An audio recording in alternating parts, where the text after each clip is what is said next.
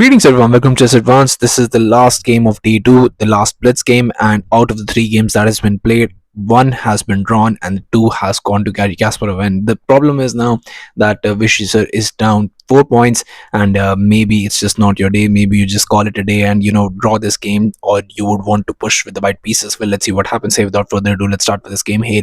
Vishy sir goes for d4. We have d5, knight to f3, knight to f6, and just e3. And now we have bishop to b5, just attacking that piece, and here just knight to e5, queen to g8, knight to g3, and just e6. This is a new position. This is not a position that they've been played before. So let's see what happens here. Just a4 attacking the bishop, bishop to a6, and just f4. So it just prepares that it doesn't allow you to castle there. And here knight to d7 was played, and maybe with a move like bishop to a5 in this position, I mean, just good luck finding that. Bishop to a5 is the best move in this position. And if you go for b6 in this position, I have knight to c6, and after b caps on a5, if you try to go for it, or if you dare to go for it, just knight to e7 check would pick up the queen. So here in this position, what you want to do is rook to e8, not allowing that, bishop to d2, and now after king to b7 attacking the knight, knight to b4 attacking the bishop, bishop to c4, a5, and just a6, and b3 are pushing the bishop back, bishop to b5 and c4. And after d caps on c4, you play queen to f1. Yes, you can go for c caps on b3, but the thing is that here queen to f3 check comes, and that gives me a lot of tempos, with the knight already being there, rook already eyeing this, queen already giving you a check. You can understand the pieces can get very active very quickly, and with this position, I mean, you would most likely have very good chances to be able to win this game. But after knight 8 to e7, we have b4, not going for any of that nonsense. Here just c6 comes, c3, and here just knight to e8, bishop to d2 now, immediately f5. And what do you do in this position? Here just bishop to c2 was played. Now comes knight to d6, rook to b1, and just bishop to c4. So pieces have been developed very decently. Now just waiting to castle in this position, and most likely you would have to first develop the bishop to be able to castle. But the thing is that, do you really want to castle? Because the pawn pushes and everything that's coming in, it's not looking that good. Here bishop to b3 was played. Now this comes bishop captures, rook captures, knight caps on e5, and we have f captures. And the thing is that knight to c4 is the move in this position that you want to play, and that was played in the game. But what happens if you go for knight to e4? Well, if you go for knight to e4, knight caps on e4 would be played, and after f captures, hey, just b5. And that counterplay that you're giving just because of one trade is absolutely a lot, because after c captures, a captures, you can see that rook to d7, but queen to e1 comes, and now you understand that there are a lot of ideas in the position that it seems, and you'll most likely just push yourself into a position that you really shouldn't. So here after f captures, this knight to c4 was played. Very decent move by Garry, and now just comes queen to f1. We have b5, and just comes in this position a5 was played. What happens if you trade? Well, if you trade a caps on b5, then just comes c captures, and now you don't have that much in this position. I mean, how do you even try to break open in this position? You don't have any pawn breaks. You cannot just sack the piece, or can't you? Because the move that you want to play, or move that I was looking at, does e4 work in this position? And the straight up solution with the engine variation that you can see that it doesn't, but it's a bluff. If you go for d caps in this position, I have knight caps on f5, and after e captures, queen captures, I've sacrificed a pawn and a piece for some counterplay basically. And king to b7, bishop to g5 comes attacking the rook, rook moves to d5 and castles, and now you can see that I am pushed to the front foot.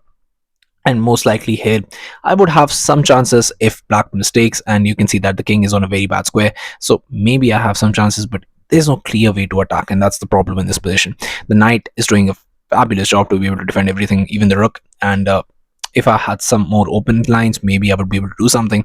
But right now, there are none, and with that, I mean, I don't have that much. So after b5, here a5 was played, but now just comes king to b7, queen to e2, and just bishop to c7. Castles was played. Now just comes rook to f8, knight to h5, and now just bishop to d8.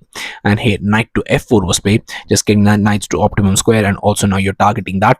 So here just bishop to e7, not worrying about it much, and just rook to f2, g5. Now immediately pushing those pawns towards the king, knight to d3, queen to g6, and maybe here the move that you want to play is knight to c5. But the thing is that, why would you want to actually just push that knight so it could be traded? If you go for knight to c5 check, here just bishop captures is just basically the preempted idea, because here if you go for b captures, h5 comes, and now it's very difficult to stop those pawns that are being pushed. You don't have any efficient way to be able to attack here towards the king side.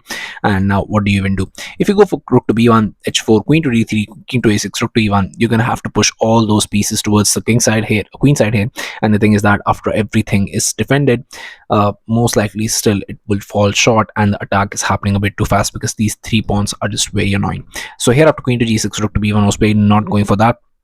h5 comes, so rook b to f1, and just h4 in this position. Bishop to c1, rook to h8, and just king to h1 was played, rook to h7, and now just comes this rook to f3, rook to g8, and rook to f2. a6 now, rook to f3, again just moving the pieces back and forth, because here maybe just maybe just Vishy is a bit too tired in this position, because Vishy has played a lot of games, and the trouble is that most of the result that should have gone his way did not get his way, and maybe it's just time to call it a day. Maybe just take a draw, and let's you wake up in the wake up, and in the next game, day one, you have a lot more points for the game. Maybe you try to equalize there. So here, after king to c8, just rook to f2 was played, king to d7, rook to f3, queen to h5, and rook to f2. Queen caps on e2 was played, rook captures g4 now. And if you want to continue the game, maybe with a move like rook e to f2, you could, but then g3 comes, rook to f3, g captures, king captures, rook h to g7, and here rook 1 to f2, c5, king to h1. Whatever you do in this position, the trouble is here position still seems like a draw. So here, after g4, king to g1 was played, rook h to h8, king to h1, rook to h7, and here both players here agreed to go for a draw on just move 38, and this was the conclusion of day 2, where unfortunately for Vishy sir, he did not get that much points, and he had to settle for 2-6 going in the favor of Garry, and which is definitely not a good score. But the thing is that maybe he can bounce back, maybe he can do something in day 3 if he gets a really great day. So let's see what happens there. I'll be covering those games as well. So yeah, thank you for watching. I'll be coming back with such amazing games, so stay tuned to the channel, stay updated, and I'll be seeing you guys very, very soon. Thank you very, very much for watching.